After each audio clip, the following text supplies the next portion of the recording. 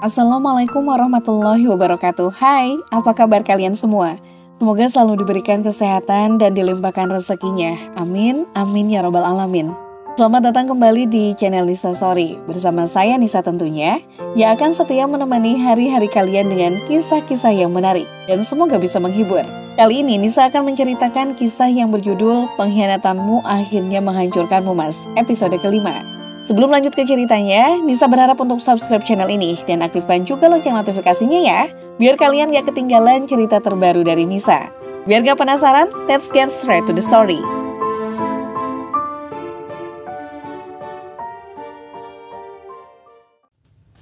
Pagi harinya, Debbie terbangun dengan rasa yang sangat menyakitkan. Dia merasakan seluruh badannya seperti tak bertulang. Bahkan membuka matanya pun terasa sangat sulit bagi Debbie. Aduh, aku kenapa sih? Kok rasanya badan aku pegal-pegal semua? Perasaan malam tadi gak ngapa-ngapain deh. Debbie memijat kepalanya yang terasa sakit. Dia mencoba mengingat-ingat apa yang terjadi malam tadi. Tapi satu pun kejadian sama sekali tak dapat terlintas di pikirannya. Debbie merasakan sakit yang sangat di bagian bawah. Dia membuka mata perlahan sambil meringis pelan. Oh, sakit banget gila. Tempat Debbie. Dia lalu duduk dari tidurnya sambil mengucek mata. "Siapa kalian?" teriak Debbie setelah kesadarannya penuh. Dia terkejut bukan main melihat ada beberapa pria berada di dalam kamarnya. "Kau sudah bangun?" tanya seorang lelaki sambil merapikan jasnya. Sedangkan yang satunya lagi baru keluar dari kamar mandi. Debbie bertanya-tanya mengapa mereka bisa berada di dalam kamarnya. "Siapa kalian, ha? Berani sekali masuk ke dalam kamarku," bentak Debbie dengan wajah yang memerah. Bukan hanya karena marah, tapi karena rasa malu sekarang. Karena setelah dilihat, Debbie sama sekali tak memakai pakaian. "Bukankah tadi malam kau milik kami berdua?" Tawa dua lelaki tua itu menggema di kamar Debbie. Mereka menertawai Debbie yang terlihat hina sekarang. Menertawai nasib Debbie yang sekarang mulai hancur berantakan.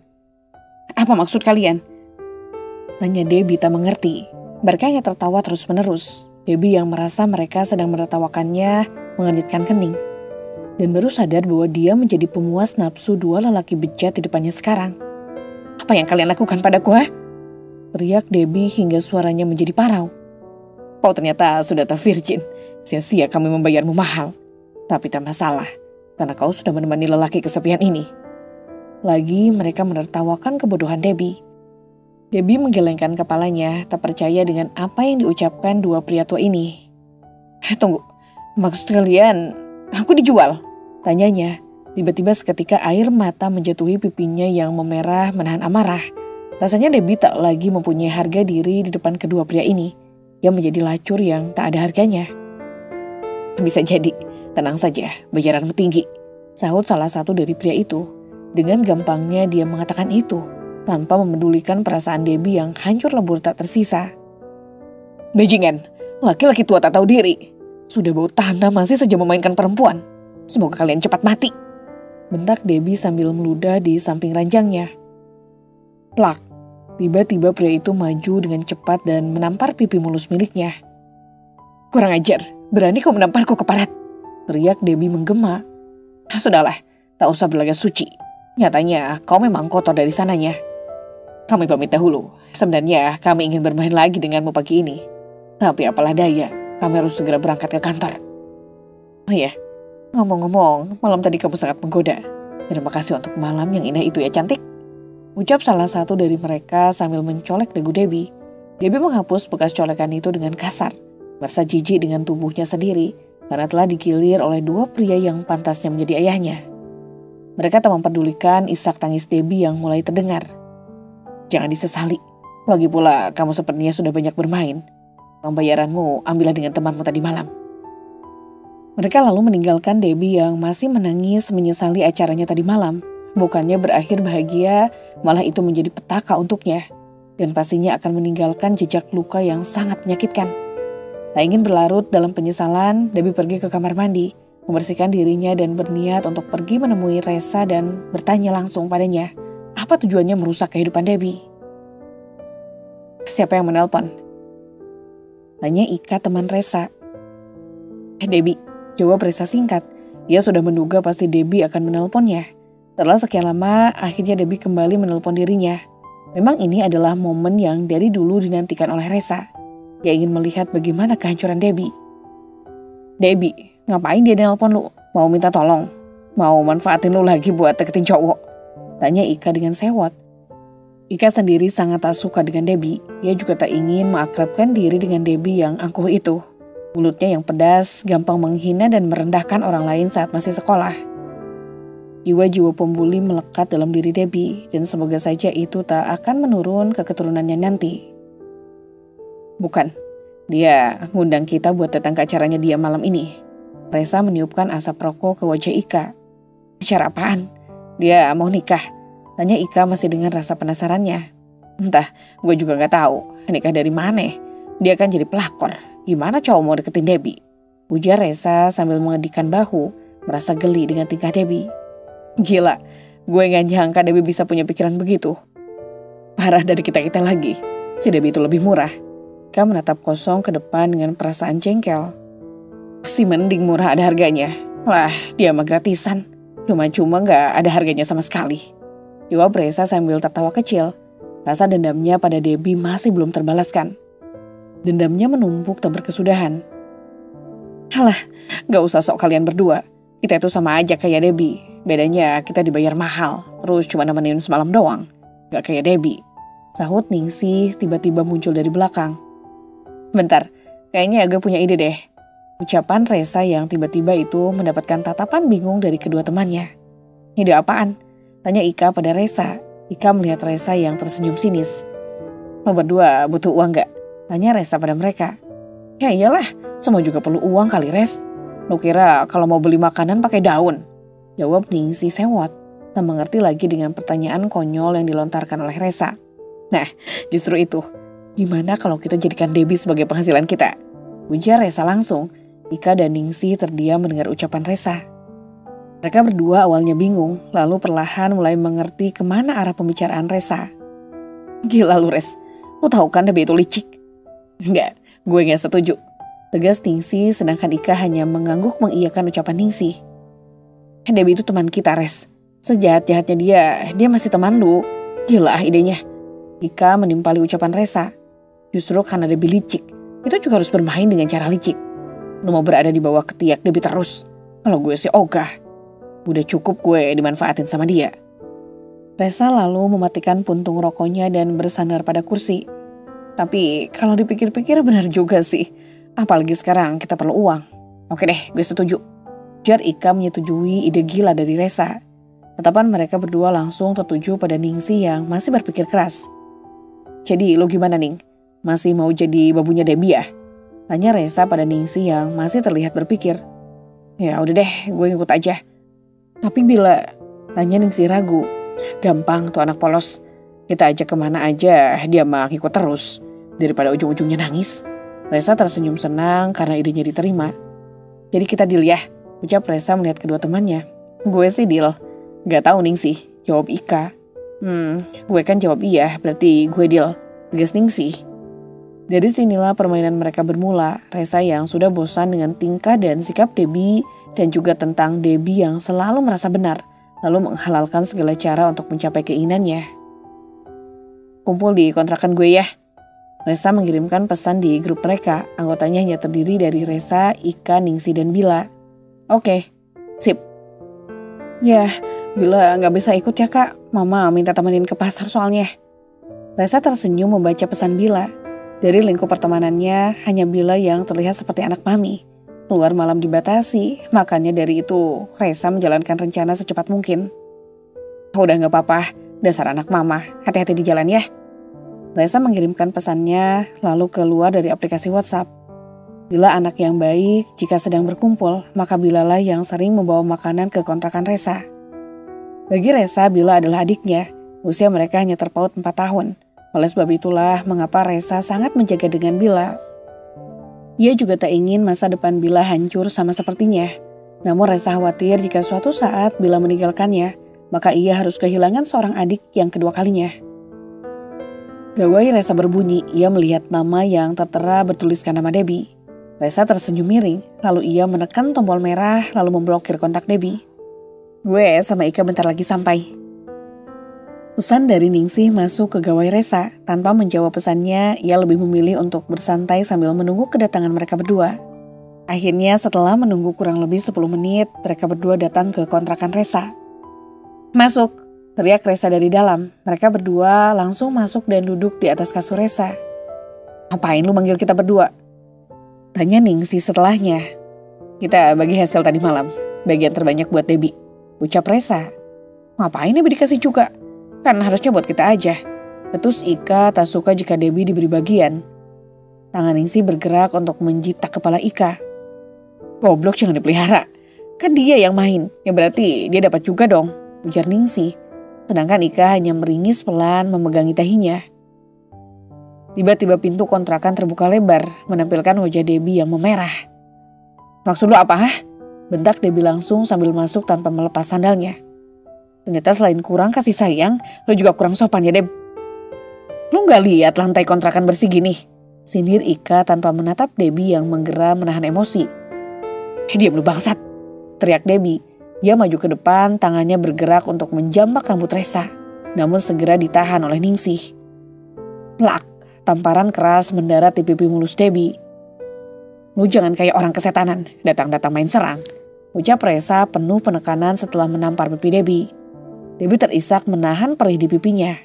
Tak menyangka orang yang dianggap teman malah membuatnya kehilangan harga diri. Laura yakin tidak ingin ikut pulang bersama ayah dan ibu. Tanya ibu Laura padanya. Laura memegang tangan sang ibu sambil mengusap punggung tangannya pelan. Hari ini ibu dan ayahnya akan kembali pulang ke kota asal mereka. Kalau Laura ikut, nanti yang ngelola usaha Laura di sini siapa? Ucap Laura sambil tersenyum. Laura tidak bisa meninggalkan usahanya. Dia berencana akan pergi ke sana setelah memiliki waktu luang. Ibu khawatir kalau kamu di sini sendiri. Rasanya ada yang gimana gitu, ujar sang ibu pada Laura. Dia menatap sang anak dengan resah. Karena perasaannya saat ini tak enak, khawatir jika Laura ditinggal sendiri. Terjadi kejadian yang tak diinginkan nantinya. Sudahlah Bu, putri kita sudah besar. Dia pasti tahu yang terbaik untuknya. Laura pasti juga bisa menjaga dirinya dari hal yang berbahaya. Benar kan, Nak? Ucap sang ayah yang baru saja keluar dari dalam kamar. Dia mengusap pucuk kepala Laura dengan lembut, menatap Laura dengan penuh kasih sayang. Ibu jangan nangis. Benar kata ayah, Laura sudah besar, jadi jangan khawatirin Laura. Lagi pula di rumah nanti kan ada Binarti yang nemenin Laura. Dulu juga Laura sering kok di rumah sendirian. Ucap Laura menenangkan ibunya yang masih menangis. Ibu mana yang tak khawatir jika sekarang putrinya hanya akan tinggal sendiri di kota yang besar ini. Apalagi sekarang dia sudah tak memiliki suami. Dulu ada Alif yang akan melindunginya. Tapi saat tidak ada siapa lagi yang akan menemani putrinya di rumah ini, pikir sang ibu. Janji sama ibu ya, kalau ada apa-apa langsung telepon ibu. Mereka berpelukan sangat lama, melupakan sisa-sisa kerinduan, seperti tak juga ingin pisah lebih cepat. Sudah tiba saatnya orang tua dari Laura untuk pulang. Laura mengantarkan mereka ke depan. Jangan tinggalkan sholat, baca Quran, berdoa. Semoga dijauhkan dari hal-hal yang bisa menyakitimu. Ujar sang ayah memberi nasihat sambil mengusap pucuk kepala Laura lagi. Hal yang selalu dilakukan pada putri kesayangannya. Saya paham bahwa sebenarnya sang putri sedang dilanda gelisah. Bukan tak ingin dia menemani putrinya lebih lama di sini. Hanya saja tugas negara sedang menunggunya saat ini. Dia tak bisa cuti berlama-lama. Karena semuanya ada batasan waktu yang telah ditentukan. Iya, Laura bakalan melaksanakan kewajiban jika tidak berhalangan. Ayah sama ibu juga jaga diri baik-baik ya. Kalau udah sampai jangan lupa kabarin Laura. Laura mencium punggung tangan sang ayah. Kuat ya anak ibu, ikhtiar selalu. Anggap semua yang terjadi jalan menuju kebahagiaanmu. Sang ibu memeluk Laura penuh kasih sayang. Kalau Alif tiba-tiba datang dan mengganggu kehidupanmu lagi, bilang sama ibu ya. Ibu pasti datang buat bantu kamu. Rupanya pembicaraan ibu Laura didengar oleh ayahnya. Bu, jangan seuzon. Semua orang punya masa kelam. Ada yang bertaubat lalu menyesali semuanya. Ada pula yang malah memamerkan dosa mereka. Selalu berpikir positif agar tidak menimbulkan penyakit hati. Tegur ayah Laura. Bagaimanapun Alif pasti dianggap sebagai anaknya. Sejauh apapun mereka tak bertemu, tali silaturahmi tak boleh sampai putus. Lagi pula sudah beberapa hari ini Alif tak ada kabarnya. Harusnya kita jangan berpikir aneh-aneh terhadap dia. Tak boleh, tambah sang ayah. Laura dan ibunya terdiam mendengar ucapan sang ayah. Ya sudah, ibu sama ayah pulang dulu ya. Kalau pekerjaanmu sudah beres, jangan lupa pulang. Apalagi abangmu sebentar lagi akan pulang. Ujar sang ibu mengalihkan pembicaraan. Beneran? Kapan bu? Kalau nggak ada pekerjaan, Laura pasti pulang. Ucap Laura sambil tersenyum. Nantilah paling 2 atau 3 bulan lagi, jawab sang ibu. Itu mah artinya abang masih pulang lama bu. Laura kira dalam bulan ini. Laura mengembuskan napas pelan. Doakan saja semoga pekerjaan abangmu lancar ya. Biar kita bisa kumpul sama-sama lagi. Udah ya, ibu pulang dulu. Kalau cerita terus, kapan pulangnya? Assalamualaikum. Ucap sang ibu sambil mencium pipi Laura. Amin, sahut Laura. Sang ibu lalu melambaikan tangannya dan masuk ke dalam mobil. Mobil melaju meninggalkan pekarangan rumah Laura dan tinggallah ia sendiri di dalam rumah yang besar ini. Laura berinisiatif untuk mencari ART agar bisa membantu pekerjaannya di dalam rumah dan juga pastinya untuk menemani dia. Setelah mobil jauh dari pandangan, Laura bersiap untuk pergi ke toko. Alif makan dulu, tante bingung harus gimana lagi ngadepin kamu. Ucap Rina, adik dari sang mama. Ia merasa prihatin dengan keponakannya yang dari tadi hanya diam tak banyak bicara. Menyentuh makanan pun sama sekali tidak. Tante pulang aja, toh gak ada apa-apa lagi setelah ini. Alif tahu tante juga punya suami dan anak yang harus diurus. Alif berbicara dengan pandangan mata yang kosong. Ia bahkan sudah 2 hari tak tidur. Terkadang menangis dan tersenyum sendiri. Alif merasa sudah seperti orang gila. Rina takut Alif tiba-tiba terkena gangguan mental. Dia berusaha untuk selalu mendampingi keponakannya walau harus minta cuti pada atasan beberapa hari. Alif sendiri sudah sangat disayanginya, sama seperti anaknya sendiri. Melihat masalah yang menimpa keponakannya, tentu saja memberikan rasa iba dari dalam hati kecilnya. Rina juga tak menyangka kakaknya meninggal lebih cepat dari dirinya. Itulah, umur, jodoh dan rezeki tidak ada yang tahu. Semuanya sudah teratur dan tak akan mungkin bisa tertukar. Tante bingung sudah beberapa hari ini istrimu Laura tak muncul batang hidungnya. Kok kayak gak ngehargain gitu sama keluarga kita. Dulu mama kamu selalu cerita kalau Laura itu menantu yang baik, sayang kepadanya. Tapi sekarang buktinya Laura tak ada hadir di pemakaman mama kamu. Ya kok gitu sih? Emang kamu gak kesini bareng dia? Tanya Rina pada Alif yang masih berbaring di kasurnya. Posisi tidur Alif yang awalnya menyamping berubah menjadi terlentang setelah mendengar nama Laura disebutkan. Alif dan Laura sudah tak ada hubungan apa-apa Tan. Dirinya dalam hembusan napas dan juga rasa yang semakin menyesakkan dada. Bentar, maksud kamu? Tanya Rina yang masih kebingungan. Kalian bercerai gitu? Sambungnya yang mencoba mencerna ucapan dari sang keponakan. Ning, Alif tak menjawab. Namun Rina paham, ia menatap mata Alif yang mulai berkaca-kaca. Dalam pikiran Rina, Laura lah yang bersalah di sini. Pasti penyebab kakaknya meninggal pun semuanya terjadi karena Laura. Oke, tante minta maaf sudah membuatmu kembali bersedih. Alif, ketahuilah dalam hidup ini pasti selalu ada yang datang dan pergi. Saat ada yang datang, cobalah untuk menerima kedatangannya.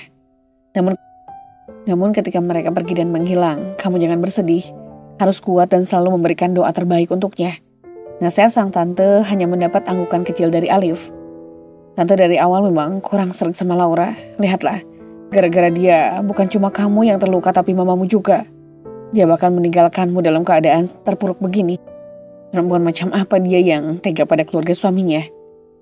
Bukan salah dia Tan, ini semua salah Alif. Jawab Alif masih dengan suara yang lemah. Jangan membelanya Alif. Tante tahu bahwa dari awal Laura pasti memberikan pengaruh negatif dalam kehidupan kalian. Sebenarnya Tante ingin memberitahukan itu semua. Tapi melihat dari cara mamamu memuji dia, membela dia membuat Tante mengurung niatan untuk mengatakan.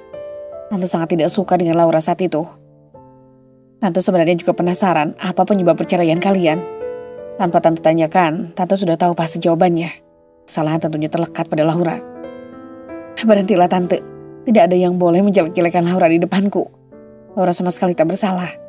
Kematian mama juga bukan dia yang menyebabkannya. Tante harus tahu, bukan Laura yang mengkhianati pernikahan kami. Tapi Alif lah orangnya. Alif yang sudah mendua di belakang dia. Alif yang membuat goresan luka di hati Laura. Tentulah Laura tak akan bisa memaafkan Alif begitu saja. Apalagi setelah merasakan pahitnya diduakan oleh Alif. Semua yang terjadi pada Alif mungkin memang karena kesalahan Alif pada Laura. Laura memang wanita yang baik. Dia sopan, dia cantik. Laura adalah sosok yang sempurna. Alif saja yang tak pernah bisa bersyukur memiliki wanita seperti Laura. Depan Alif bak petir yang menyambar. Rina terdiam melihat Alif yang berbicara dengan penuh emosi dan juga kekecewaan. Rupanya yang ia pikir benar adalah sesuatu yang salah. Ia dengan gampangnya menghakimi tanpa tahu yang sebenarnya. Alif, tante minta maaf. Maaf sudah membuatmu menjadi lebih sedih. Tante, harusnya tante tak usah terlalu dalam ikut campur. Maafkan tante, nak. Tidak apa-apa tante. Alif hanya tak suka bila tante menjelek-jelekan Laura. Laura gadis baik. Tante bisa mendebak begitu hanya karena tante tak mengenal Laura lebih dalam lagi. Sekali lagi tante benar-benar minta maaf, kata Rina dengan tulus. Alif mengangguk, lagi pula ia juga tak ingin marah-marah lebih lama. Siapa lagi yang dia punya kalau bukan Rina? Ya sudah, sekarang kamu makan ya. Jangan menyiksa dirimu sendiri. Mama pasti juga bakalan sedih kalau lihat Alif sedih gini. Gak boleh gitu ya. Kita boleh menangis tapi jangan sampai meratapi kepergiannya berhari-hari. Itu gak baik. Tegur Rina. Alif lalu menghapus air mata yang sempat membasahi pipinya. Mau tak mau berdiri dari rebahannya. Ia mengambil makanan yang sudah disediakan, lalu bersua dengan penuh semangat. Ya benar, Alif harus memulai kehidupan awal. Alif harus bahagia dan Alif gak mau bikin mama sedih lagi. Ujar Alif menyemangati dirinya sendiri. Ia mencoba menghilangkan kesedihan yang ada dalam dirinya sekarang. Nah, gitu dong, ini baru Alif yang tante kenal. Semangat. Rina memberikan semangat pada Alif. Dia tersenyum haru melihat Alif yang makan dengan lahap karena kelaparan. Setelah ini Rina tak perlu khawatir lagi pada Alif. Ia yakin Alif pasti menyayangi dirinya sendiri dan kembali menjadi sosok Alif yang semula. Walau Rina tahu berat terasa ditinggalkan sosok yang menjadi penyemangat hidup. Dia juga tak ingin bertanya lebih jauh apa penyebab hancurnya hubungan Alif dan Laura. Karena dia takut jika perkataannya membuat Alif merasa sakit hati lagi. Untuk saat ini, hanya doa terbaik yang harus dipanjatkan dirinya untuk kehidupan sang keponakan. Duduk lu, jangan sampai gue berlaku kasar di sini. Di sisi lain, Debbie merasakan ketakutan luar biasa. Karena Reza yang tak biasanya. Dari tatapan Reza seolah-olah ingin memakan Debbie hidup-hidup. Ia dipaksa duduk di lantai menghadapi 3 temannya. Bukan, mungkin sebentar lagi akan menjadi mantan teman. Debbie sendiri bingung pada mereka semua kenapa begitu tega dengan dirinya. Gue salah apa sih sama kalian? Teriak Debbie pada Reza. Ia menatap tajam Reza yang sedang menghitung uang di amplop. Dia sama sekali tak memedulikan Debbie yang datang penuh dengan amarah. Nih, 4 juta buat lo. Masing-masing 2 juta buat kita bertiga. Jadi bagian lo yang paling banyak. Reza memberikan uang itu di depan Debbie. Lalu ia membagikan sisanya secara rata untuk Ningsi dan juga Ika. Gue gak mau ini. Setelah mengeluarkan uang, Debbie lalu melemparkannya ke wajah mereka bertiga. Sendah itu ke harga dirinya di depan teman-temannya. Lo dibaikin ngelunjak ya? Bentak Ningsi tak terima dengan perlakuan Debbie. Ningsi geram bukan main. Sifat angkuh yang dimiliki Debbie sama sekali tak pernah hilang dari dalam dirinya. Sabar Ning, gak apa-apa. Kalau dia gak mau, uangnya buat kita aja. Reza mengumpulkan uang itu kembali, tak peduli dengan Debbie yang menatapnya dengan tajam dan dengan emosi yang terpendam. Gila lu ya Riz, lu sahabat gue, kenapa lu tega ngelakuin ini? Tanya Debbie dengan suara parau. Reza tertawa kecil lalu sorot matanya menatap Debbie kecewa. Sejak kapan lu nganggap gue sahabat? Sejak lu butuhin gue? Atau sejak lu berhasil ngerebut orang yang dari dulu pernah gue suka? Tanya Reza sambil menatap tajam Debbie. Sinting lu ya, gue gak pernah ngerebut orang yang lu suka Rez. Gue gak mungkin lah lakuin itu. Debbie tertawa sini sambil menggeleng-gelengkan kepalanya. Lu kenal Ardi? Tanya Reza pada Debbie. Debbie terdiam sambil menatap manik mata Reza. Ardi, bocah culun itu? Tanya Debbie dengan nada mengejek. Gue gak pernah suka sama dia. Siapa juga yang beneran cinta? Debbie tertawa keras seolah-olah lupa dengan kejadian semalam. Lu yang bikin dia meninggal. Lu yang hancurin masa depan dia. Dan lu yang udah bikin gue kehilangan Ardi. Nyanyain laki-laki setulus Ardi, Deb. Lu ninggalin dia dengan janji-janji manis lu. Lu manfaatin dia cuma buat nguras harta Ardi. Dan gue gak terima oleh perlakuan lu. Reza menjambak rambut Debbie hingga ia mengadah kesakitan. Dan gue gak bakalan biarin hidup lu tenang. Paham lu? Bisik Reza di telinga Debbie dengan penuh penekanan. Gue dari dulu nunggu kesempatan ini. Dan akhirnya kesampaian. Bisik Reza lagi yang membuat Debbie ketakutan. Kamu yakin mau balik lagi ke Jakarta? Tanya Rina pada Alif keponakannya.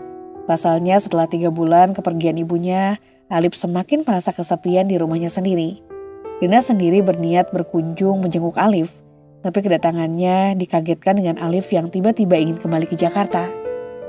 Iya Tan, Alif di sini malah tambah susah buat ngelupain semuanya. Alif nanti bakalan sering jenguk mama kok di sini, jawab Alif sambil merapikan tasnya. Kamu gak mau ngurusin toko butik mamamu saja, daripada harus memulai semuanya dari awal kan?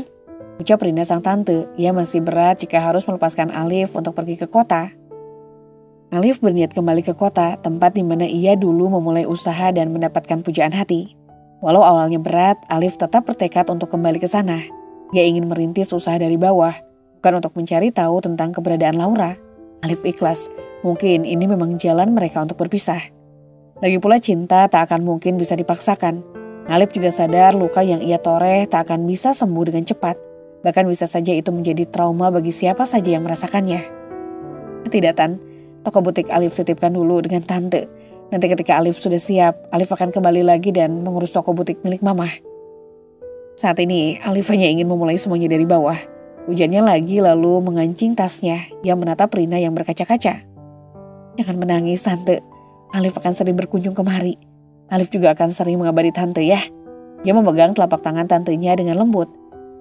Dengan berbekal sangu dan uang pesangon dari perusahaan, Alif memulai hidupnya kembali sebagai orang asing di kota besar itu. Ya udah, nanti di sana jaga diri baik-baik ya. Jangan lupa kabarin tante juga. Masih dengan rasa sedih, sang tante mengantarkan kepergian Alif sampai pintu rumah. Alif mengangguk lalu berpamitan pada keluarganya yang berada di rumah almarhum ibundanya. Semoga dipermudah segala urusannya dan juga cepat mendapatkan pekerjaan ya Alif. Ujar Bi Ina, tetangga di samping rumah mereka. Beliau adalah tetangga yang paling dekat dengan mereka. Orangnya sangat baik, saking baiknya Alif tak mampu menjelaskan bahkan dengan kata-kata. Makasih Bi, Nana yang benar sekolahnya. Semoga sukses dan apa yang dicita-citakan terwujudkan. Amin, sahut Bi Ina dan Nana anaknya secara bersamaan. Ya udah, Alif pamit dulu ya. Assalamualaikum. Alif lalu melambaikan tangannya dan bergegas masuk ke dalam mobil. Sekarang tepat 3 bulan kepergian sang ibunda, Alif sudah melalui hal terpuruk di dalam kehidupannya. Alif tak bisa menyalahkan Laura, karena Laura menggugat cerai dirinya. Dia berusaha mengikhlaskan apa yang sudah terjadi. Kala mendapat kabar bahwa Laura sangat senang berpisah darinya, dan juga desas-desus Laura yang sebentar lagi akan menikah. Kabar itu didapatkan dari pesan yang dikirimkan Debbie, di mana di sana ada foto Laura tersenyum sambil memeluk Tiara. Tapi satupun dari semua pesan yang dikirim Debbie sama sekali tak mendapatkan balasan. Bahkan setelah Debbie mengirimkan pesan, Alif langsung memblokir semua akses Debbie untuk menghubunginya. Alif tersenyum sambil melajukan kendaraannya membelah jalanan yang sepi. Dia memutar musik santai untuk menemani perjalanannya. Alif berinisiatif untuk kembali ke kontrakannya dulu semasa berkuliah. Perihal kerjaan, apapun akan dikerjakannya selagi itu bisa dikerjakan dan halal. Bagi Alif, kontrakan bisa dibayar dan perut kenyang, itu sudah cukup. Dia harus lebih keras berjuang di kota orang. Di sisi lain, Laura sedang mengangkat barang yang baru saja datang untuk melengkapi keperluan di tokonya. Bisa aku membantumu? Sebuah suara membuatnya terlonjak kaget. Laura lalu berbalik dan menemui Yoga yang sedang tersenyum menatapnya. Tak perlu, aku bisa sendiri, jawab Laura. Laura merasa risih karena Yoga yang sudah beberapa bulan ini selalu mendekatinya. Bukannya berhenti karena sikap yang ditunjukkan Laura, dia malah semakin berani dengan Laura. Dia mengangkat sebuah kotak dan kotaknya terjatuh karena tak sanggup menampung beratnya. Kan sudah aku bilang, jangan terlalu angkuh Laura, itu bisa membuatmu dalam bahaya. Ucap Yoga, ia mengulurkan tangan pada Laura. Entah apa maksudnya, padahal yang jatuh adalah kotak itu, bukan Lauranya. Dia malah mengulurkan tangan pada Laura. Namun Laura tak menghiraukannya. Menurutnya, Yoga bukanlah orang yang terlalu penting. Tanpa memedulikan Yoga, Laura masih tetap kekeh untuk mengangkat kotak berat itu. Dengan bersusah payah, Laura akhirnya berhasil mengangkatnya dengan perlahan. Kuakui, ternyata kamu memang wanita yang kuat ya. Yoga bersuara kembali. Entah kenapa di telinga Laura itu seperti sebuah ejekan baginya. Siapa yang menyuruhmu untuk datang ke sini? Apa kau ingin membeli barang di tempatku? Tanya Laura tanpa basa-basi lagi. Dia kembali ke meja kasir, mencatat barang-barang yang memang harus dia catat. Oh iya, aku lupa. Aku kesini ingin membeli meja. Apa kau menjualnya? Tanya Yoga pada Laura. Laura mengenyitkan dahinya. Maaf, tapi di sini aku tak menjual meja. Bahan yang berdasar dari kayu. Jika ingin membelinya, kau jalan saja ke depan. Di depan sana pasti kau temukan toko yang menjual bahan keperluan seperti meja makan, kursi, meja dan lainnya. Jawab Laura pada Yoga. Baiklah, jika tidak ada, aku akan menemanimu di sini. Jawab Yoga langsung duduk di kursi yang biasa digunakan karyawan Laura. Laura hanya bisa mengembuskan napas kasar. Dia merasa tak enak dengan kehadiran Yoga di sini. Bagaimana perasaanmu setelah berpisah dari laki-laki brengsek itu? Tanya Yoga sambil mengasap rokok di tangannya. Telinga Laura terasa panas saat Yoga menyebut Alif sebagai pria brengsek. Lebih baik kau pergi sekarang, ucap Laura setelah berbalik. Jadi telunjuknya mengarah ke depan mengusir Yoga secara halus. Hei, kenapa kamu marah, Mbak? Aku hanya bertanya saja, tanya Yoga sambil mendekati Laura, sedengaian nakal muncul dari bibirnya. Laura melangkah mundur, jarak wajah mereka sangat dekat. Laura langsung mendorong tubuh Yoga dengan kasar. Jangan kurang ajar dengan saya, hendak Laura pada Yoga. Yoga tertawa ringan, lalu matanya seperti menatap pada Laura. Kau cantik dan aku suka. Bodimu juga bagus, lebih bagus dari Debbie. Tapi kenapa suamimu malah jatuh cinta pada Debbie? Ujar Yoga masih menatap Laura. Jaga fitrahmu sebagai laki-laki, keluar dari tokoku, bentak Laura dengan penuh penekanan. Tenang Nona, jangan berteriak. Bagaimana jika orang banyak yang datang ke tokomu dan melihat kita hanya berdua di sini? Kira-kira apa yang akan mereka pikirkan? Yoga berbicara sambil tersenyum miring. Ia malah semakin memberanikan diri untuk maju dan mendekati Laura. Mundur, aku bilang mundur. Laura mengangkat sapu yang berada di sampingnya. Salahnya karena terlalu pagi datang ke toko. Laura pikir Yoga adalah orang baik, ternyata Laura salah. Yoga lebih buruk dari apa yang dipikirkannya. Yoga sangat berbeda dengan Tiara yang bersahaja. Apakah ini karena pengaruh pertemanannya saat berkuliah di luar negeri? Atau memang inilah sifat asli yang dimiliki oleh Yoga? Baiklah. Kau tenang Nona. Aku hanya menjagamu di sini agar tak bertemu dengan Alif. Harusnya kau berterima kasih padaku. Keringat Laura bercucuran membasahi dahinya. Ia benar-benar gugup bercampur dengan rasa takut. Aku tak memintamu untuk menjagaku. Lagi pula jika disuruh memilih untuk bertemu siapa? Kau atau Mas Alif? Aku akan memilih Mas Alif. Kau lebih menakutkan Yoga. Teriak Laura memberanikan diri walau hatinya sudah tak bisa dikondisikan lagi. Di dalam toko hanya ada bunyi musik rock yang berasal dari gawai Yoga. Entahlah, Laura tak paham lagu apa yang sedang diputar oleh Yoga. Kau terlihat semakin menarik jika panik seperti itu, Nona. Laura membulatkan matanya, lalu berusaha mengubah wajah paniknya menjadi biasa saja. Itu membuat Yoga semakin tergoda. Kenapa kau semakin menarik setelah tidak menjadi milik siapa-siapa? Tanya Yoga yang tak mendapatkan jawaban apapun dari Laura. Laura ingin rasanya pergi keluar dan berteriak minta tolong. Namun dia sadar jika ia melakukan hal itu sama saja ia membuat dirinya dalam bahaya. Yoga bisa melakukan apa saja agar mereka terlihat melakukan sesuatu. Laura sebenarnya menyadari bahwa Yoga sepertinya memiliki niat jahat untuk membuat harga dirinya jatuh. Aku mau ke kamar mandi, bisa tunjukkan padaku di mana letaknya? Yoga tiba-tiba berdiri dari duduknya. Kau tinggal lurus, lalu nanti belok ke kanan. Di sana sudah disediakan kamar mandi. Yoga mempercepat langkahnya, tapi ia tiba-tiba berhenti mendadak di hadapan Laura. Kau tak mau menemaniku ke sana? Bisik Yoga. Laura memundurkan wajahnya. Yoga tertawa lalu gegas untuk ke kamar mandi. Laura buru-buru mengambil gawainya, tak ingin menyia-nyiakan kesempatan. Mungkin saja sekarang Yoga tak macam-macam padanya. Namun siapa yang tahu nantinya. Namanya pikiran buruk selalu datang tiba-tiba. Laura mencari kontak Tiara, ia berniat untuk menelponnya. Dia mengirimkan pesan berkali-kali tapi tak kunjung berwarna biru. Laura sudah gugup setengah mati. Saat ia berniat menelpon Tiara, tiba-tiba sebuah tangan merampas HP-nya. Kembalikan HP-ku, teriak Laura, namun Yoga mengangkat tangannya ke atas, sampai sebuah suara mengagetkan mereka berdua. Mbak Lau. Yoga dan Laura menoleh secara bersamaan. Laura tak membuang kesempatan, ia langsung mengambil gawainya dan berlari menuju karyawannya itu. Tolong, dia ingin melecehkanku. Karyawan Laura menatap bingung, pasalnya mereka sama sekali tak melihat bahwa Yoga sedang melecehkan dirinya. Tanpa rasa takut, Laura langsung menceritakan kejadian itu semua pada Dina dan juga karyawan yang lainnya. Yoga merasa suasana mulai tidak kondusif. Ia lalu berjalan mendekat sambil mengangkat kedua tangannya. Aku tidak melakukan apapun. Lihatlah, bahkan dia sekarang masih dalam keadaan baik-baik saja.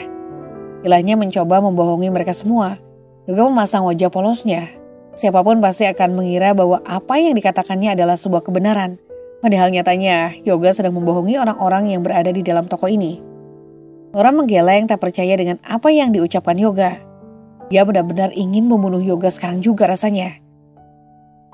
Yoga pandai membuat kilah dan berakting seolah-olah dia adalah manusia yang baik, padahal otaknya penuh dengan pikiran negatif. Laura yang masih ada rasa takut itu pun tiba-tiba menangis di belakang Dina. "Aku tidak berbohong, Dina. Kau percaya bukan padaku?" ujar Laura terisak. Dina menggenggam tangan Laura erat. Ia tahu bosnya sekarang dipenuhi rasa takut yang mendalam. "Ayolah Laura, jangan membuat drama seolah-olah aku menyakitimu." Yoga mencoba memegang lengan Laura. Namun Laura malah semakin mundur ke belakang. "Jangan mendekat," bentak Laura penuh penekanan. Dia menatap Yoga dengan tajam, tak percaya dengan Yoga yang sangat mudah mendapatkan kepercayaan orang-orang di dalam sini. "Laura, hei, ada apa denganmu? Ini aku Yoga bukan Alif. Aku tahu kau trauma dengan Alif, tapi tolong jangan menyamakan aku dan juga dia. Kami berdua jelas saja berbeda." Lagi-lagi Yoga membawa Alif sebagai kambing hitamnya. Ia mencari muka di hadapan karyawan. Memang lelaki itu tak tahu malu. "Kau benar-benar lelaki brengsek. Kau lebih brengsek dari Mas Alif," ujar Laura penuh penekanan. Karyawan yang menyaksikan hanya menatap keduanya dengan pandangan bingung. Entah siapa yang benar. Menurut mereka itu adalah hal yang sulit untuk ditebak. Yoga yang terlihat merasa sedih dan juga ekspresi Laura yang menggambarkan ketakutan. "Maaf Bu, namun saya saat datang tidak melihat dia melakukan sesuatu pada Ibu. Bahkan yang saya lihat, kalian seperti sepasang kekasih yang tengah mabuk asmara," ucap salah satu karyawan Laura. Dia senyum-senyum sendiri setelah mengatakan itu. Dina yang sudah melihat dari gelagat Yoga yang terlihat senang saat ada yang memuji bahkan membelanya. Di situ dapat Dina tebak bahwa Yoga memang sudah melakukan sesuatu pada Laura, bosnya. Dia hanya diam saja mencoba memperhatikan Yoga. "Apa kau gila, hah?" Laura marah pada karyawannya yang bernama Ros. Ros terkejut dibentak oleh Laura. Dari karyawan lain, pakaian Ros memang terlihat lebih mencolok. Make up-nya pun selalu tebal dengan bibir yang merah merona. Bisa dibilang, dia memang pandai dalam menarik pelanggan. Entah mengapa Laura bisa menerima Ros sebagai karyawannya. Maaf Bu, Ros menjawab dengan gugup. Ia melihat kilat amarah dari mata Laura. "Makanya jangan yang aneh-aneh kamu," omel teman yang berada di sebelah kanan Ros. "Kebiasaan tuh mulut minta ditampol," omel temannya lagi. Ros hanya diam sambil menyesali perkataannya tadi. Sebenarnya karyawan Laura pun tak ada yang menyukai Ros. Karena Ros adalah orang yang menyebalkan. Orang yang selalu ikut campur urusan orang lain. Ros terdiam, dia merasa apa yang dikatakan Laura benar-benar serius. Padahal niatnya tadi ingin menggoda Laura dan juga Yoga. Ternyata dia salah sudah seperti itu. Sedangkan Dina tak sengaja melihat senyum licik keluar dari bibir Yoga. "Biar aku antar kamu pulang, Lau. Aku tahu kau pasti sedang kacau, apalagi baru beberapa minggu kamu dan..." "Stop!" Dina berteriak keras, membuat mereka yang ada di situ kaget menatapnya. "Maaf, saya kelepasan," ujar Dina dengan wajah cuek. "Bu Laura akan tetap bersama saya," tegas Dina sambil menatap Yoga dengan tajam. "Hei, jangan bertindak bodoh. Laura akan lebih nyaman bersamaku. Aku bisa mengantarnya pulang." "Tidak perlu, Pak. Saya rasa dia lebih aman bersama saya daripada Anda. Saya juga bisa menemaninya." "Anda lebih baik pulang saja. Lagi pula tak baik jika seorang perempuan dan lelaki berduaan di tempat yang sepi." Dina mencoba memberi penjelasan halus kepada Yoga. Buku-buku dari Yoga terlihat saking hebatnya menahan amarahnya yang mulai memuncak. "Ayo Bu, ikut saya saja." Dina langsung mengajak Laura untuk pergi ke ruangannya. "Sit!" desis Yoga penuh kekesalan. Dia menatap nyalang Dina dan juga Laura yang pergi menjauh. Dina memberikan air putih pada Laura. Laura langsung meminum airnya hingga tak bersisa. "Tarik napas pelan lalu hembuskan, Bu." Dina memberikan instruksi kepada Laura. Laura mengikuti arahan yang diberikan oleh Dina. "Din, saya takut." Laura memegang erat tangan Dina, bahkan tangan Laura terasa dingin. "Tidak apa-apa, Bu. Sekarang ada saya di sini," ujar Dina membalas erat genggaman tangan Laura. Ini adalah sosok adik bagi Laura, begitupun sebaliknya. Dia mencoba. Laura berucap dengan tersendat.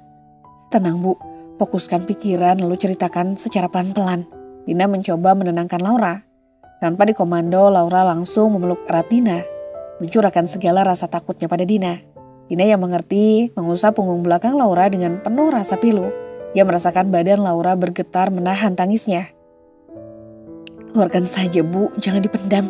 Saya tahu Ibu pasti tertekan oleh kejadian hari ini." "Aku pikir dia baik, Din. Ternyata dia lebih brengsek dari Mas Alif." Laura mengeluarkan unek-uneknya. Dina hanya diam sambil mencerna setiap kata demi kata yang keluar dari mulut Laura. Dia menjadikan Mas Alif kambing hitam. Dia ingin membuat nama Mas Alif semakin jelek di hadapan orang lain. Ucap Laura dengan suara bergetar. Dia lebih bajingan dari Mas Alif, Din. Laura menatap Dina dengan keadaan sangat kacau. Dia lebih brengsek, Din. Laura mengucapkan setiap kalimat dengan penekanan. Dia mengerti bahwa Laura sedang meluapkan amarahnya. Laura, tiba-tiba pintu terbuka dan menampilkan sosok Tiara dengan wajah khawatirnya. Tiara, ucap Laura dengan suara yang lemah. Tiara langsung melemparkan tasnya ke sembarang arah. Kamu baik-baik aja kan? Dia ngelakuin apa sama kamu? Bilang sama aku, Lau. Biar sehabis ini ku hajar dia tanpa menyisakannya napas. Tiara berucap dengan sorot amarah dan juga napas yang mulai tak beraturan. Dia sepupu Mura. Laura mencoba mengingatkan pada Tiara bahwa Tiara dan Yoga masih ada hubungan keluarga. Aku gak peduli, Lau. Dia mencoba menyakitimu dan aku tak terima. Ujar Laura penuh penekanan. Makasih banyak, kalian selalu ada buat aku. Laura memeluk Dina dan Tiara secara bersamaan. Aku gak apa-apa kok, jadi jangan terlalu dibawa berlebihan ya. Laura mencoba meredam emosi kedua orang yang dianggapnya sebagai saudara sendiri. Pikiran Laura melayang, di mana saat-saat ia masih bersama dengan Alif. Alif sangat menghargainya, membuatnya menjadi seorang ratu, bahkan tak pernah sekalipun membuat Laura merasa direndahkan. Tapi itu dulu, sebelum ada orang ketiga yang membuat semuanya hancur berkeping-keping. Membuat sebuah bangunan yang selama ini berdiri dengan kokoh, perlahan mulai hancur berantakan sedikit demi sedikit. Dan ya, semuanya hanya kisah dulu. Rangkum dalam sebuah cerita di mana endingnya membuat mereka saling terluka. Laura, hey! Tiara membuyarkan lamunan Laura tentang masanya saat bersama dengan Alif. Kamu baik-baik saja, Lau? Tanya Tiara pada Laura. Laura hanya tersenyum tipis sambil menganggukkan kepalanya. Di sisi lain, Laura juga mengingat bagaimana perlakuan mertuanya yang begitu sangat menyayangi Laura. Bahkan mengajarinya memasak makanan kesukaan Alif. Saat ini entah kenapa ia merasakan rindu teramat dalam pada wanita dua yang dulu berstatus sebagai mertuanya. Dan sampai sekarang statusnya akan berubah dari mertua menjadi orang tua kedua untuknya. Laura benar-benar merindukannya tanpa ia tahu bahwa yang dirindukan sudah tak lagi risau perihal dunia dan segala lukanya. Laura, panggil Tiara pada Laura. Tiara melihat Laura yang dari tadi melamun. Ia pikir Laura masih teringat kejadian yang membuatnya merasa takut. Laura tersentak kaget lalu menghapus air matanya. Ada apa, Ra? Tanya Laura pada Tiara. Tiara menatap lama mata Laura. Maaf, Lau. Aku benar-benar minta maaf karena sudah datang terlambat. Ujar Tiara penuh penyesalan. Dia merasa bersalah karena sudah memperkenalkan Yoga pada Laura. Bahkan merasa sangat berdosa karena menyuruh Yoga untuk perlahan-lahan mendekati Laura. Hei, ini bukan salahmu, Ra. Mungkin itu adalah alur yang diciptakan Tuhan dalam hidupku. Anggap saja sebagai pelajaran bahwa aku tak boleh terlalu percaya dengan orang yang baru saja dikenal. Jawab Laura sambil memegang tangan Tiara. Tiara segera membawa Laura dalam pelukannya. Jika terjadi apa-apa lagi padamu, aku akan secepatnya datang untuk melindungimu. Ujar Tiara lagi. Dia memegang telapak tangan Laura dengan lembut. Aku sama sekali tak tahu mengapa Yoga seperti itu, Lau. Bahkan saking tak tahunya, aku membiarkan dia untuk dengan mudah mendekatimu. Sahabat macam apa aku ini? Membiarkan sahabatnya sendiri dalam keadaan bahaya. Awas saja Yoga, jika aku bertemu dengannya, aku tak akan segan-segan menyakiti lelaki itu. Maafkan aku, Lau. Harusnya dari awal, kamu dan Yoga tak perlu bertemu. Pantas saja mantan Yoga adalah Debbie. Ternyata mereka berdua sama-sama tak mempunyai etika. Aku sudah lebih tenang sekarang, Ra. Tak apa, kamu tak perlu marah-marah padanya. Dia laki-laki lebih kuat darimu. Aku takut nanti malah kamu yang akan dicelakainya. Saranku padamu, janganlah terlalu dekat dengan Yoga. Bukan tanpa alasan dia bisa saja melakukan hal yang sama padamu. Laura memberikan saran pada Tiara. Walaupun mereka adalah sepupu, jarak di antara mereka memang harus tetap diciptakan. Karena apa? Karena kejahatan biasanya tercipta oleh orang terdekat kita juga. Sekarang aku sudah baik-baik saja, jadi jangan mengkhawatirkan aku, Ra. Kata Laura menenangkan Tiara yang terlihat emosi menggebu-gebu. Tapi aku berharap kau selalu dalam keadaan baik-baik saja, Lau. Sambung Tiara lagi. Amin, doa yang sama untuk kamu dan juga Dina, ucap Laura sambil menatap mereka berdua secara bergantian. Makasih, Bu. Kalau begitu, apakah saya sudah boleh kembali bekerja, Bu? Tanya Dina sambil menundukkan badannya. Oh, iya silakan, jawab Laura. Ia bahkan melupakan bahwa sekarang mereka bukan sedang di rumah, melainkan di toko. Dina lalu berdiri dari duduknya dan ingin melangkah keluar ruangan. Dina, panggil Laura yang membuat langkah Dina berhenti. Iya Bu, ada apa? Tanya Dina. Terima kasih banyak kamu sudah menolong saya, ujar Laura tulus. Sama-sama Bu. Dia menampilkan senyuman manisnya, lalu menundukkan kepala sopan dan melanjutkan langkahnya. Dia cantik, puji Tiara saat Dina sudah pergi.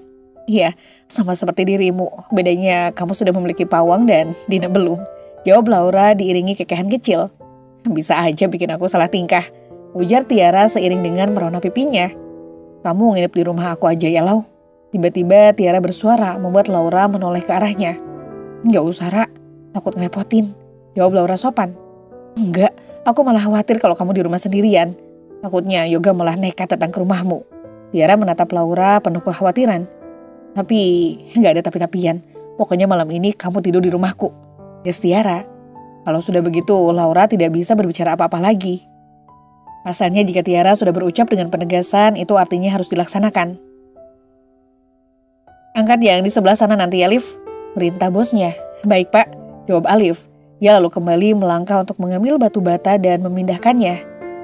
Ya, setelah pergi dari rumah yang penuh kenangan serta penyesalan, Alif sekarang bekerja walau tak seperti dulu. Alif masih tetap berusaha agar ia bisa menghidupi dirinya sendiri di kota orang. Alif bekerja sebagai tukang bangunan, sehari bisa mendapat uang 90 hingga 120 ribu, tergantung usaha yang dilakukan. Ini taruh di mana Pak? Tanya Alif pada bosnya. Oh ya, di sebelah gedung itu Liv, perintah bosnya lagi. Alif lalu melaksanakan apa yang diperintahkan. Rencananya Alif bekerja sambil mengumpulkan uang dan membangun usaha kecil-kecilan. Minum dulu Liv, tawar Anto saat sudah jamnya beristirahat. Oh, oke, makasih Bang, jawab Alif sopan. Alhamdulillah, ucap Alif saat air sudah melalui tenggorokannya. Lu gak bawa bekal Liv? Tanya Anto pada Alif yang menatap bangunan setengah jadi di depannya. Enggak Bang, gak sempat bikin, jawab Alif. Walah, sini deh makan sama gue. Kebetulan istri gue bikinin masakannya banyak. Anto lalu membuka kotak bekalnya, tak lupa juga mencuci tangannya sebelum makan. Gak usah Bang, tolak Alif halus. Lu kayak dengan siapa aja. Udah, sini makan siang bareng gue. Anggap aja gue abang lu, tegas Anto pada Alif. Awalnya Alif segan namun juga tak enak jika menolak berkali-kali. Mereka lalu makan berdua. Setelah selesai makan, waktu istirahat tinggal beberapa menit lagi. Maaf nih Liv, gue mau tanya. Lu sebenarnya udah nikah belum sih? Tanya Anto dengan segan. Alif sampai terdiam lama lalu ia mengelap keringat di dahinya. Saya mah udah cerai Bang. Alif terkekeh pelan setelah mengucapkan kata itu. Namun dari sorot matanya ada luka yang terlihat di sana. Oh, maaf, gue benar-benar gak tahu, Liv. Sorry ya. Anto merasa tak nyaman karena sudah mempertanyakan privasi kehidupan Alif. Gak apa-apa, Bang. Lagian gak ada yang salah juga dengan pertanyaan Abang. Alif menepuk bahu Anto. Pikiran Alif melayang ke masa lampau. Mas, mau bekal apa hari ini? Tanya Laura saat itu ketika Alif ingin berangkat kerja. Apa aja sayang, yang penting masakan kamu. Jawab Alif sambil memeluk pinggang Laura. Bisa aja kamu bikin aku merona pagi-pagi, ujar Laura sambil mencubit lengan Alif. Alif hanya tertawa sambil sesekali mencium pucuk kepala Laura. Kamu jauh banget ya, awas lo nanti. Kalau aku balas jangan ngambek, ujar Laura sambil melepaskan pelukan Alif yang kian erat. Mau balas apa kamu? Tanya Alif sambil menggoda. Mas Alif, teriak Laura seperti anak kecil. Apa sayang? Jawab Alif sambil diiringi kekehan kecil. Puas, aku mau masak lo ini. Nanti kamu terlambat kalau aku telat masakinnya, tegur Laura pada Alif. Iya sayangku, bidadari hatiku, jawab Alif lalu melepaskan pelukannya dan duduk di kursi. Sesekali ia menggoda Laura yang terlihat salah tingkah akibat ulahnya, dan dulu itu sangat membuatnya senang. Alif tersenyum kecil mengingat masa bahagianya bersama Laura. Namun sekarang semuanya sudah sirna, bahkan ia juga tak berani menampakkan diri lagi di hadapan Laura. Alif, ayo kerja lagi, semangat, ujar Anto sambil mengepalkan tangannya di udara. Alif tersadar lalu bergegas menyelesaikan pekerjaannya. Aku ada kenalan Liv, kalau kamu mau nanti bisa gue kenalin, bisik Anto di sela pekerjaannya. Anaknya baik, guru ngaji. Gayanya gak kayak gadis zaman sekarang sih. Dia tertutup orangnya, insya Allah cocok banget sama lu, sambung Anto lagi. Gak usah lah bang, saya lagi nyaman buat sendiri dulu. Luka yang kemarin aja belum sembuh, jawab Alif sambil terkekeh pelan. Tangannya cekatan untuk melakukan pekerjaan. Kalau ini mau, bilang aja sama gue ya. Nanti gue kasih nomornya buat lu, ujar Anto lagi pada Alif. Saya nggak punya telepon bang, udah dijual kemarin buat bayar kontrakan.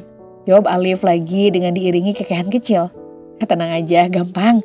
Ntar gue pinjemin duit buat beli teleponnya. Ujar Anto lagi. Ia sangat bersikuku ingin menjodohkan pada gadis yang sama sekali tak Alif kenal. Nanti dululah bang, hati saya masih buat mantan istri saya. Jawab Alif jujur. Jangan terlalu lama larut dalam kesedihan. Terkadang kita perlu obat untuk menyembuhkannya. Anto menasihati Alif. Alif sempat terdiam sebentar lalu melanjutkan pekerjaannya lagi. Aman bang, insya Allah enggak kok. Jawab Alif. Alif, Anto, jangan bercerita, kerjanya yang benar. Perintah Pak Suji, bos mereka. Marah-marah mulu sih bapak. Berutu Anto yang masih terdengar oleh Alif. Alif sempat memikirkan ucapan Anto. Sebenarnya yang Anto bilang benar. Terkadang kita perlu obat untuk menyembuhkan luka. Tapi masalahnya obat yang diinginkan Alif bukan gadis lain, melainkan orang yang sampai saat ini masih berada di dasar hatinya. Alif benar-benar tak bisa melupakan Laura. Bahkan setiap tawa dan tangisnya pun masih membekas di pikiran Alif. Alif ingin melihat Laura, namun ia takut membuat Laura terluka kembali. Sebenarnya tanpa harus menjadi tukang bangunan, Alif masih bisa membangun usaha kecil-kecilan dengan cara menjual mobil miliknya. Namun Alif berpikir 1000 kali, jika dijual lalu apa yang akan membantu menambah penghasilannya? Jika pagi sampai sore sekitar jam 3 Alif menjadi tukang bangunan, selanjutnya ia akan bekerja menjadi sopir. Mobil miliknya digunakan untuk menarik pelanggan. Alif ingin memulai semuanya dari awal, dari titik di mana ia tak punya apa-apa sampai akhirnya memiliki segalanya. Setelah dirasa penghasilannya cukup, Alif juga berinisiatif untuk menemui Laura, bukan untuk kembali, karena Alif sadar peluangnya sangat kecil. Ia hanya ingin meminta maaf lalu menyambung tali silaturahmi. Namun mereka sendiri bingung bagaimana cara menumpahkan rasa rindu itu, padahal jelas-jelas mereka berdua tak bersama lagi. Kembali, tak mungkin. Menurut mereka hubungan mereka sudah berakhir sejak lama, sejak Alif memutuskan untuk mendua. Hari ini Alif harus menarik pelanggan kembali. Setelah beberapa bulan itu, sebenarnya ia bisa saja berhenti bekerja begitu. Dia harusnya pulang ke tempat mamanya dan mengelola butik yang tersisa. Namun Alif tak mau. Dia masih bertekad untuk mencari uang dari hasil keringatnya sendiri. Tabungannya sekarang pun sudah lumayan untuk membeli rumah. Walaupun tak terlalu besar, tapi setidaknya bisa dijadikan tempat untuk tinggal. Ia berhasil membeli rumah sendiri dengan hasil kerja kerasnya saat menjadi buruh bangunan. Tak berapa lama ia lalu menjemput pelanggannya. Mas, ke hotel ya? Ujar seseorang yang suaranya benar-benar Alif kenali. Debbie, jawab Alif menoleh ke belakang. Tak menyangka bisa bertemu lagi dengan wanita yang sudah merusak rumah tangganya. Alif memegang setir dengan kuat. Rasanya saat ini dia ingin menurunkan Debbie sekarang juga. Debbie yang mendengar namanya dipanggil langsung menoleh. Mas Alif, dirinya suaranya memanggil. Alif melihat Debbie dari atas hingga bawah, pakaiannya terbuka semua. Di mata Alif, Debbie seperti sedang tidak berpakaian saking seksinya. Debbie menunduk lalu bergegas membuka pintu mobil. Alif hanya dia melihat Debbie yang pergi menjauh. Ada sorot kesedihan di mata wanita itu. Namun Alif memilih untuk tidak peduli. Ia tak ingin terjebak di lubang yang sama. Tanpa disuruh ternyata dia bisa berpikir sendiri untuk turun, pikir Alif. Namun Alif merasa bingung mengapa Debbie tak mengejar-ngejarnya seperti dulu lagi. Sudahlah, bukankah lebih baik jika kami berdua tak saling mengenal, pikirnya. Akan tetapi di sisi lain, Alif juga penasaran mengapa Debbie berpakaian seperti itu dan apa tadi yang Debbie ucapkan, hotel. Pikiran Alif benar-benar berkelana, tapi menurutnya tugasnya menjaga Debbie sudah selesai. Ya sudah tak ada hutang budi apapun lagi. Debbie sudah besar jadi tak perlu dijaga-jaga lagi. Untuk apa aku memikirkannya? Aku tak menaruh dendam padanya. Bahkan sudah memaafkan. Tapi untuk melupakan, sepertinya itu akan sangat berat kulakukan. Gumam Alif menatap kosong ke depan. Ia tersadar dari lamunan. Setelahnya Alif memilih untuk menarik penumpang lainnya. Ia tak terlalu mempedulikan saat bertemu dengan Debbie. Bahkan mengerjanya pun enggan. Sedangkan Laura saat ini dia sedang di fase menghibur diri. Jangan bilang setelah hidup sendiri Laura tak merasakan kehampaan. Justru menurutnya berbulan-bulan yang lalu adalah fase di mana dia merasa kosong, sepi, bahkan ingin menghilang dari bumi. Laura sudah seperti kehilangan dirinya sendiri. Dia sudah tak bersemangat seperti dulu. Dia sendiri sekarang lebih tertutup dan juga tak banyak berinteraksi dengan orang lain termasuk keluarganya sendiri. Laura merasa sepi adalah temannya. Laura merasakan kesunyian, bahkan dia tak bisa membohongi perasaannya saat Alif pergi. Bisa dibilang ia merasa masih ada benih-benih rasa pada Alif, walau tak berani mengungkapkannya karena ia takut akan membuat kedua orang tuanya kecewa. 3 bulan yang lalu, Laura berinisiatif untuk pergi ke tempat ibu mertuanya. Bukan berita baik ya dengar, berita yang harusnya bisa membuat bibirnya berkembang, malah berubah menjadi senyum kuat penuh kepalsuan. Berita mengejutkan tentang kepergian mertuanya mampu membuat langkah kakinya goyah, menumbuhkan penyesalan di dalam hati. Ia merasa mertuanya meninggal karenanya, karena kecerobohan yang dilakukan dan juga karena keegoisan ia dan Alif. Saat itu Laura juga sempat menanyakan pada tetangga kemana Alif pergi, tapi tetangga tak ada yang tahu. Tetangga hanya mengatakan Alif pergi setelah mengalami kejadian terburuk yang hebat. Bahkan cerita tetangga mampu membuat hatinya menjerit. Rumah mertuanya pun sudah orang lain yang menempatinya. Mungkin Alif sudah menjual rumah penuh kenangan masa kecilnya ini, pikir Laura. Tanpa dia tahu bahwa yang menempati rumah itu adalah adik dari ibu mertuanya. Wajar saja, karena Laura jarang bertemu dengan adik dari mertuanya. Akibatnya ia tidak terlalu mengenalinya dan menduga itu adalah orang lain yang membeli rumah milik Alif. Ia ingin bertemu Alif sekali saja untuk meminta maaf. Dia sudah salah, ceroboh dalam mengambil keputusan dan akhirnya menyesal dan merasa bersalah sendirian. Mengapa Mas Alif tidak mengabariku bahwa Mama sudah tiada? Apa dia benar-benar ingin memutuskan hubungan denganku? Ujar Laura sambil merapikan tanaman yang dibawanya masuk ke dalam kamarnya. Apa dia benar-benar ingin menghilang dari pandangan? Adakah lagi sedikit saja rasa yang tertinggal untukku? Ucap Laura lagi dengan sendu. Laura, panggil abangnya yang baru beberapa bulan menikah dengan Tiara. Setelah pulang dari tugasnya, sang kakak memilih untuk segera mengurus pernikahan. Dia tak ingin menggantung hubungannya dengan Tiara. Dia juga tak ingin Tiara berpaling, lalu meninggalkannya sendiri. Ya bang, jawab Laura sambil menyeka airnya. Dia tak mau sang abang tahu bahwa ia baru saja sedang menangis. Sang kakak merangkul bahu Laura dan membawanya dalam pelukan. Tak perlu dijelaskan, dia sudah tahu bahwa adiknya tak pernah dalam keadaan baik-baik saja. Melihat perubahan yang terjadi pada Laura, tentu saja menjadi pikiran mereka semua. Mereka kehilangan sosok Laura yang ceria. Semuanya sangat dirindukan oleh keluarganya. Cobalah berdamai dengan masa lalu, Dek. Tidak semua sakit harus terpendam selamanya. Arfan mencoba menghibur Laura. Ia memeluk Laura dengan erat. Laura sudah berdamai dengan masa lalu. Laura hanya belum bisa berdamai dengan diri Laura sendiri, Bang. Berat rasanya memaafkan diriku setelah membuat luka terdalam pada orang lain. Bahkan, Laura merasa sangat berdosa karena tak hadir di pemakaman Mama Mas Alif. Ujar Laura terdengar suaranya serak. Penyesalan itu terus-menerus menari-nari di pikirannya. Jangan menangis. Abang akan membantumu mencari tahu di mana keberadaan Alif. Kita akan sama-sama mencarinya. Tapi abang akan bertanya sesuatu padamu. Dan tolong jawab jujur semua yang abang pertanyakan. Ucap Arfan sambil menatap mata Laura yang berkaca-kaca. Laura mengangguk dan duduk di kursi, diikuti oleh Arfan. Apa kamu masih menyimpan rasa pada Alif, Dek? Tanya Arfan serius. Laura terdiam, ia memainkan jarinya, sesekali menatap mata Arfan yang penasaran dengan jawaban Laura. Aku tahu bang, aku hanya merasakan rindu dan kehilangan saat tak bertemu dengannya. Bahkan sampai saat ini, aku belum bertemu lelaki yang sama seperti Mas Alif. Aku merasa separuh jiwaku pergi bersamanya, jawab Laura dengan takut. Ia takut keluarganya kecewa dengan jawaban yang diberikannya, akan tetapi semua itu benar. Ia benar-benar merasa kehilangan, ia merindukan sosok lelaki itu. Tujuanmu ingin bertemu dengannya karena ingin minta maaf atau rindu padanya? Tanya Arfan lagi. Tatapan matanya menajam membuat Laura menundukkan kepalanya. Jika boleh jujur, aku ingin keduanya bang. Ucapnya terdengar sangat pelan. Kau benar-benar tidak bisa melupakannya Laura? Tanya Arfan, terdengar nada kecewa dari suaranya. Laura terisak lalu menutup wajahnya dengan telapak tangan. Mengucapkan kata maaf berulang kali. Ia tahu ucapannya membuat kecewa sang kakak dan juga Tiara pastinya. Arfan pergi begitu saja, membuat Laura gundah. Maafkan aku bang, ucapnya dengan suara yang serak. Lama amat lu sampainya, pelanggan udah nunggu dari tadi. Bentak Reza yang baru saja melihat Debbie sampai ke tempat tujuan. Tadi gak ada taksi, jawab Debbie dengan dingin.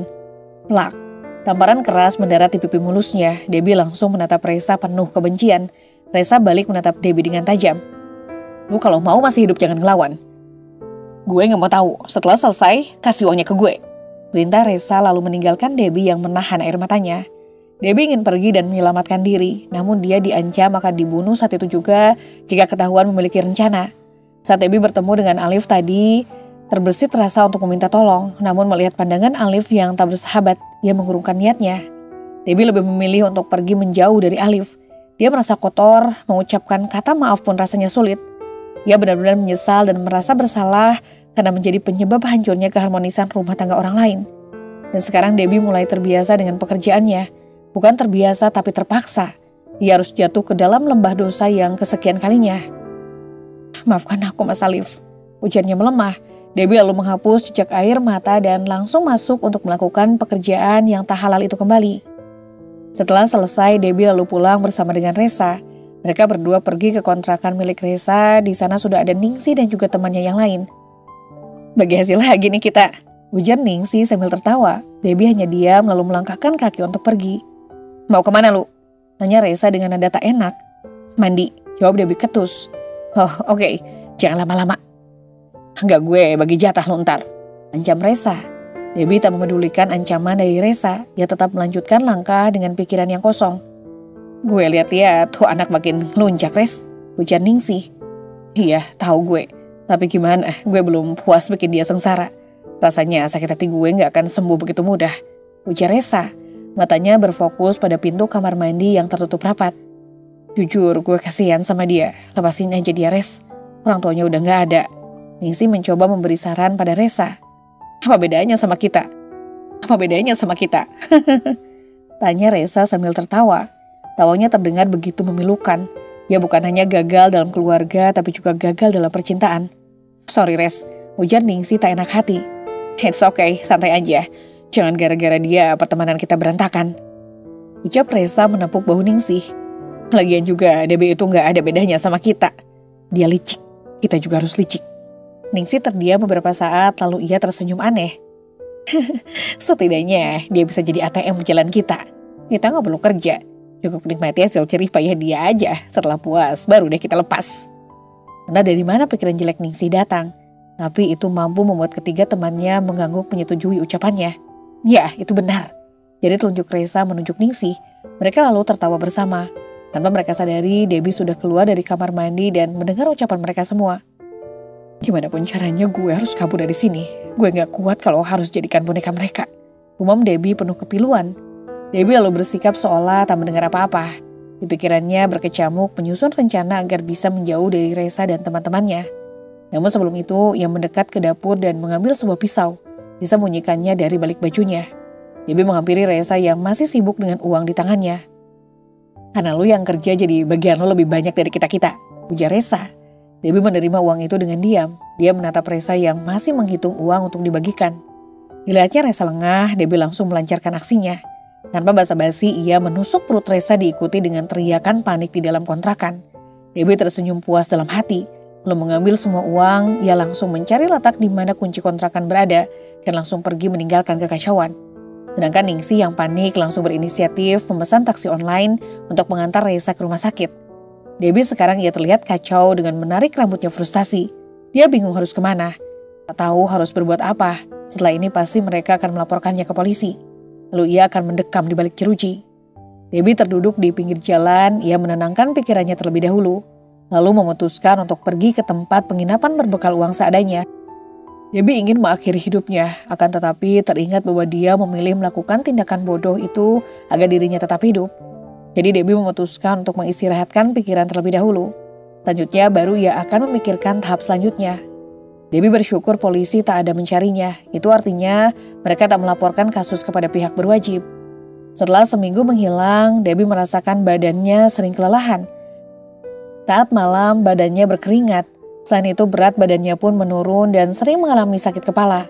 Jadi Debbie memutuskan untuk memeriksa kondisinya ke rumah sakit. "Lo gak apa-apa kan?" tanya Ningsih melihat Reza yang terbaring lemah di ranjang. "Gue baik-baik aja," jawab Reza, matanya menatap kosong. "Gue ngerasa bersalah sama dia. Gue terlalu jauh membuatnya sengsara," ucap Reza tanpa sadar mengeluarkan air matanya. "Udah Rez, gak usah mikirin dia. Gara-gara dia, lu hampir kehilangan detak jantung lu," tegur Ningsih. Ningsih sudah jengkel mendengar nama Debbie. Bahkan ia benar-benar ingin menenggelamkan Debbie hidup-hidup rasanya. "Lu gak salah. Dianya aja yang gak bersyukur. Masih mending dia dikasih pekerjaan. Kalau gak kerja gak bisa makan dia," omel Ningsih panjang lebar. "Bagi hasilnya juga banyakan dia. Terus ruginya di mana?" ujar Ningsih lagi tak henti-hentinya menyalahkan Debbie. "Tetap aja, gue yang paling bersalah di sini," ujar Reza lagi. "Sekarang Debbie di mana?" tanya Reza dengan wajah pucat. "Gak tahu gue. Dia udah menghilang seminggu. Udahlah Des, emang gak tahu diri tuh anak. Dikasih hati malah minta jantung. Jawab Ningsih dengan ketus. Reza hanya diam, tapi pikirannya berkelana bertanya-tanya kemana perginya Debbie. Dia takut Debbie melakukan hal bodoh, misalnya seperti bunuh diri. Lu mau makan bubur? Tanya Ningsih mengagetkannya. Boleh, sedikit aja ya. Saut Reza sambil tersenyum. Oke, gue ambilin dulu. Ningsih lalu mengambil bubur di atas meja dan menyuapi Reza sedikit demi sedikit. Saya kenapa ya dok? Tanya Debbie pada dokter yang memeriksanya. Dokter hanya memberikannya lembaran yang tertulis apa penyakit yang dideritanya. Debbie menggelengkan kepalanya tak percaya dengan apa yang dilihat. Dokter mencoba menenangkannya. Ia memberikan pengarahan dan penjelasan pada Debbie. Ini hasil pemeriksaannya salah kan dok? Tanya Debbie. Dokter hanya mampu menenangkannya. Debbie tak pernah berpikir ternyata selama ini dia sudah terinfeksi AIDS. Rasanya Debbie benar-benar ingin menghilang dari dunia. Dia merasa kehidupannya tak adil. Mengapa kesengsaraan selalu berpihak padanya? Debbie merasa putus asa, tak ada semangat lagi untuk menjalani kehidupan. Dokter menyarankannya agar rutin ke rumah sakit, jadi lebih mudah untuk diperiksa lebih lanjut. Debbie hanya diam sambil memikirkan, apakah ini hukuman untuknya yang penuh dengan lumuran dosa ini? Batinnya sedih. Dia meninggalkan dokter yang masih berbicara, lalu pulang ke tempat penginapannya, lalu menutup diri selama sebulan lamanya. Debbie mengirimkan pesan pada Laura walaupun ia tahu pesannya mungkin tak akan terbuka oleh Laura. Panjang lebar dia menuliskan pesan. Setelah merasa cukup puas, tanpa pikir panjang, Debbie masuk ke kamar mandi dan langsung mengakhiri kehidupannya. Berita kematian Debbie terdengar di telinga Laura dan Alif. Mereka berdua benar-benar tak menyangka dengan nasib gadis itu. Hari ini tepat 2 minggu sudah pertemuan Alif dan Laura. Mereka semakin dekat setelah sama-sama meminta maaf. Aku tidak akan memaksamu untuk melupakan semua kesalahan yang pernah kulakukan. Aku hanya akan meminta satu hal padamu. Bolehkah aku yang hina ini mencoba untuk memperbaiki semuanya dan memulai dari awal kembali? Alif datang ke rumah orang tua Laura. Dengan keberanian yang ia miliki disambut oleh ayah Laura, namun tidak dengan ibu, abang beserta Tiara. Laura tertegun beberapa saat mendengar pernyataan Alif. Ia menatap ayahnya yang menganggukkan kepala, berlanjut melihat ibunya. Sang ibu menatap anaknya lamat-lamat, lalu tersenyum tipis, begitupun dengan abangnya dan Tiara. Menurut mereka kebahagiaan sang adik lebih utama. Jadi mereka akan setuju apapun keputusan Laura. Mata Laura berkaca-kaca, ia lalu menganggukkan kepalanya sebagai tanda setuju untuk memulai semua dari awal kembali. Kebahagiaan terpancar di bibir orang yang berada di sini. 3 tahun setelah mereka rujuk, akhirnya mereka dikaruniai seorang putra yang menggemaskan. Namanya Raihan, anaknya sangat lincah dan juga menggemaskan. Raihan, hati-hati, awas jatuh loh nanti. Teriak Laura melihat anaknya berlarian ke sana kemari di halaman depan rumahnya. Ayah, teriak Raihan melihat Alif yang baru saja pulang bekerja. Laura tersenyum lalu menyambut hangat suaminya. Mereka bertiga lalu bermain bersama, dengan Raihan di punggung Alif dan Alif yang memeluk pinggang Laura. Suasana kebahagiaan menemani keluarga kecil ini. Masa lalu itu untuk dijadikan sebagai pelajaran, sedangkan masa depan untuk kita menuju kebahagiaan. Tamat.